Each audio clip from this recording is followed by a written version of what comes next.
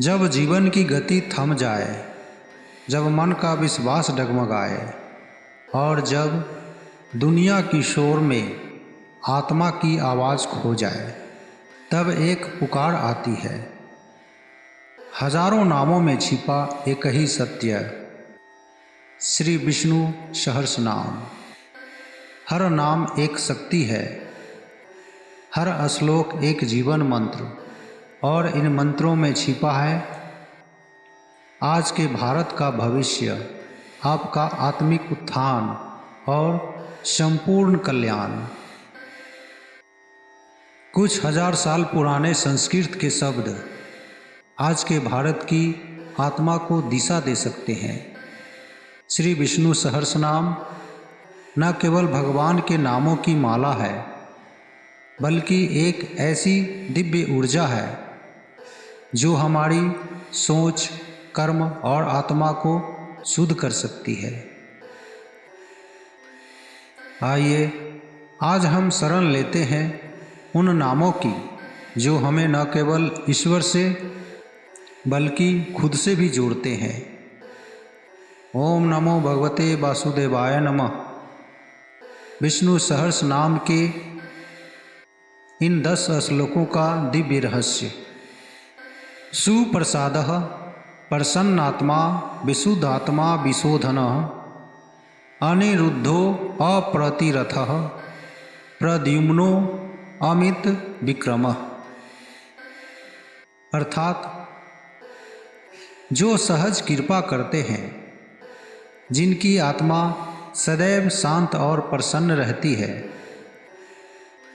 पूर्ण रूप से शुद्ध आत्मा, जो दूसरों को भी शुद्ध करते हैं, जिन्हें कोई रोक नहीं सकता, जिनका कोई युद्ध में मुकाबला नहीं कर सकता, भगवान का एक दिव्य रूप, जिनकी वीरता अपार है। इस श्लोक के प्रत्येक शब्द को इस प्रकार समझते हैं। सुप्रसादः, जो सहज कृपा करते हैं। प्रसन्न आत्मा, जिनकी आत्मा सदैव शांत और प्रसन्न रहती है। विशुद्ध आत्मा, अर्थात पूर्ण रूप से शुद्ध आत्मा। विशोधनः, जो दूसरों को भी शुद्ध करते हैं। अनिरुद्ध, जिन्हें कोई नहीं रोक सकता। अप्रतिरथ, जिनका कोई युद्ध में मुकाबला नहीं कर सकता। प्रद्युम्न, जो भगवान का एक दिव्य रूप है। अमित विक्रमः, जिनकी वीरता अपार है। इस श्लोक में भगवान विष्णु की आंतरिक और बाहरी शक्ति का वर्णन है। आज के भारत में जब युवाओं को मानसिक शांति और आत्मबल की ज़रूरत है, यह नाम हमें सिखाते हैं कि शुद्ध मन, प्रसन्नता और अजेय साहस ही असली सफलता है। अगले श्लोक में कहा गया है, काल नेमी निहा वीरः शौरिः सूरजनेश्वरः त्रिलोकात्मा त्रिलोकेशः केशवः केशिहा हरिः। इस श्लोक के शब्दों का अर्थ इस प्रकार है। काल नेमी निहा, अर्थात असुर काल नेमी का संहार करने वाले वीरः, महान योद्धा। शौरी, अर्थात सूरसेन वंशज। सूरजनेश्वरः, अर्थात वीरों के राजा। त्रिलोकात्मा, अर्थात तीनों लोकों में व्याप्त आत्मा। त्रिलोकेशः, अर्थात तीनों लोकों के स्वामी। केशवः, अर्थात केसी राक्षस का वध करने वाले। हरिः, अर्थात पापों को हरने वाला। आज जब देश को वीरता और न्याय की ज़रूरत है, यह नाम हमें याद दिलाते हैं धर्म के लिए लड़ना और अधर्म का नाश करना, यही सच्ची वीरता है। धर्म के लिए लड़ने का मतलब यह नहीं कि युद्ध ही करो, हमेशा युद्ध ही रहो। जो बुराई का नाश करता है, वीरों का स्वामी है, तीनों लोकों में व्याप्त है और बुराई को हरता है। आज भारत को चाहिए न्यायप्रिय, निडर और धर्मनिष्ठ लोग, जो अन्याय को देखकर चुप न रहे। हरि वो है जो हर लेता है पाप और भर देता है धर्म। तीसरा श्लोक है, कामदेवः कामपालः कामी कांतः कृतागमः अनिर्देश्य वपुः विष्णुर्वीरो अनंतो धनंजय। कामदेव अर्थात सुंदर व आकर्षण के स्वामी, कामपाल अर्थात इच्छाओं की रक्षा करने वाले, कामी अर्थात स्वयं भी इच्छाओं से युक्त है, कांतः अर्थात सुंदरतम प्रिय, कृतागम अर्थात शास्त्रों का रचयिता, अनिर्देश्य वपुः अर्थात जिनका रूप वर्णनातीत है, विष्णु।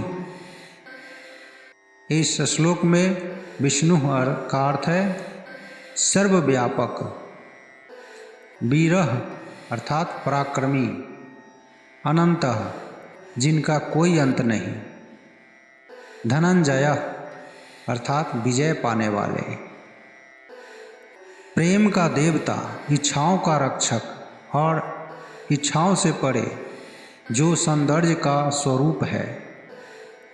भौतिक सुखों के पीछे भागते समय यह नाम याद दिलाते हैं कि असली सुंदरता संयम और संतुलन में है। यह नाम सिखाते हैं कि इच्छाएं बुरी नहीं जब तक वे धर्म में बंधी हो। शुद्ध प्रेम, संयम और ज्ञान यही सही मार्ग है। अगले श्लोक में कहा गया है, ब्रह्मण्यो ब्रह्मकृद ब्रह्मा ब्रह्मा ब्रह्म विवर्धनः ब्रह्मविद् ब्राह्मणो ब्राह्मणी ब्रह्मयोग्यो ब्राह्मण प्रिय।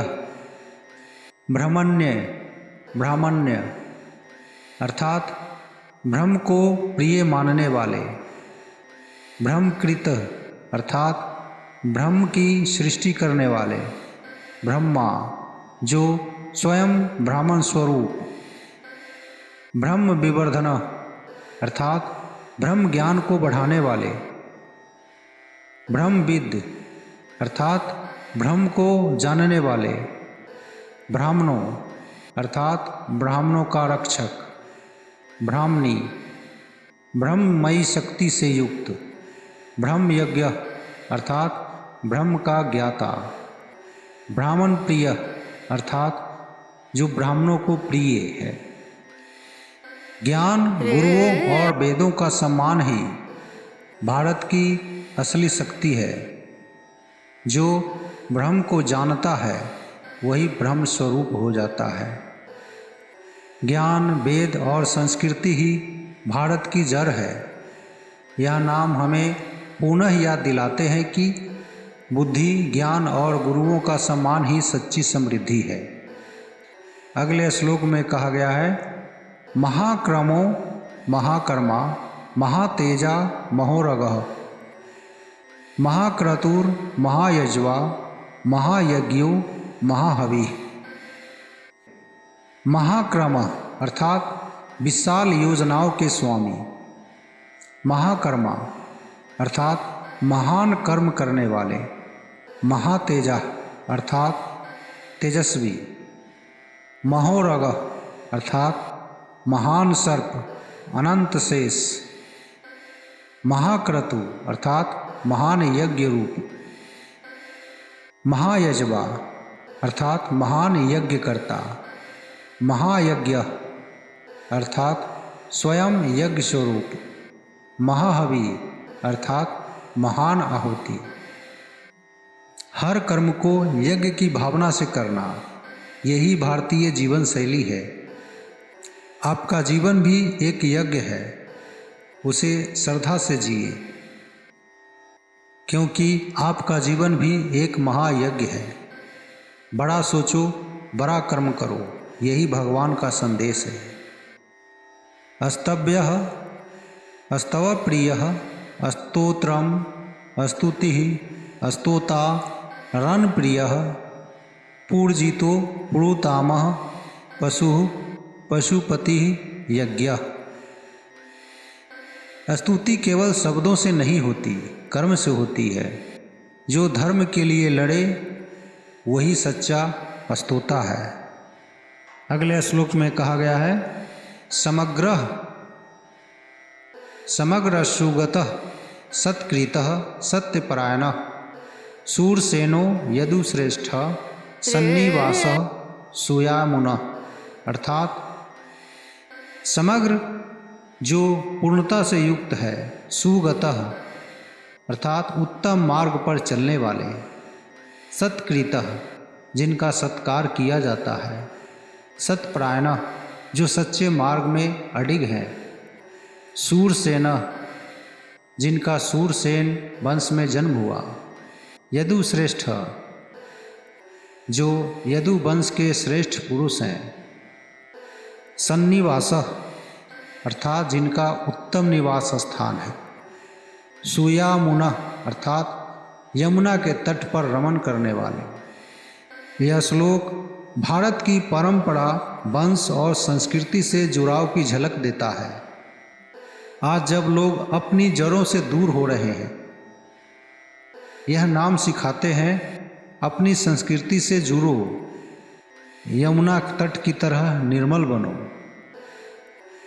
अगला श्लोक है, भूतावासः वासुदेवः सर्वासु निलयः अनलः दर्पः दर्पदः दृप्तः दुर्धरः अपराजितः।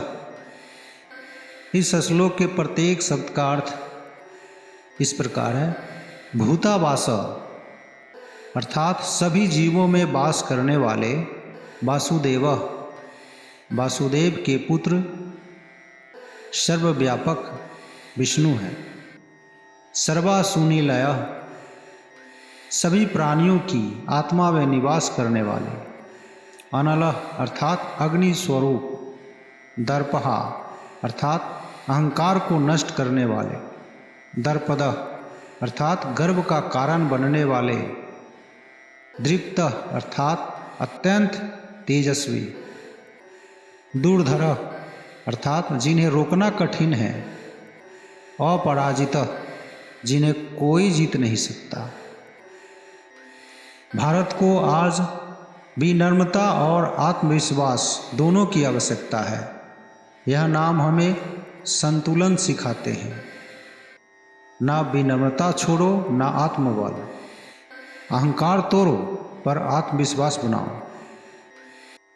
अगले श्लोक में कहा गया है, विश्व मूर्ति ही महामूर्ति ही दीप्त मूर्ति ही अमूर्तिमान अनेक मूर्ति ही अव्यक्त सत्मूर्ति सतानन।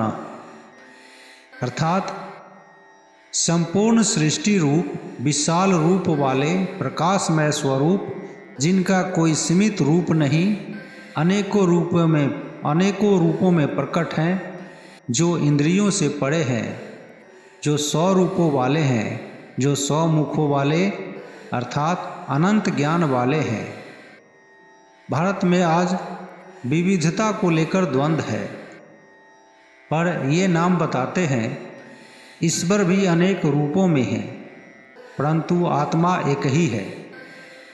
हर रूप में एकता देखना, यही भारत की आत्मा है। अगले श्लोक में कहा गया है, एकः नैकः सवः क किम यत् पदमनुत्तमं लोकबंधु अलोकात्मा सुब्रतः सुमुखः सुख। अर्थात जो एक है और फिर भी अनेक है, जो सब कुछ है जिनका स्वरूप प्रश्नवाचक है अर्थात अवर्णनीय है, जिनका अस्तित्व अचिंत्य है, वह परम पद जो सर्वोत्तम है, संसार का सच्चा मित्र है, परलोक में भी साथ रहने वाला उत्तम व्रतधारी, सुंदर मुख वाले जो परमानंद स्वरूप है। आज के भारत को एकता में अनेकता और आध्यात्मिकता में वैज्ञानिकता की ज़रूरत है। यह नाम हमें सिखाते हैं कि परम सत्य को जानो और फिर जीवन को सहज, सुंदर और सुखमय बनाओ। दोस्तों, श्री विष्णु सहस्र नाम के ये नाम केवल पूजा पाठ नहीं है, बल्कि आत्मा का विज्ञान है। इन नामों में वह शक्ति है जो संस्कृति को जोड़ती है, आत्मा को उठाती है और समाज को दिशा देती है। इन नामों को जपने से सिर्फ पुण्य नहीं मिलता, बल्कि आत्मा को उसकी दिशा मिलती है। श्री विष्णु सहस्रनाम केवल स्तोत्र नहीं, यह भारत की आत्मा की गूंज है। हर नाम में छिपा है एक संदेश और हर संदेश में छिपा है आपका कल्याण। जय श्री विष्णु, जय भारत।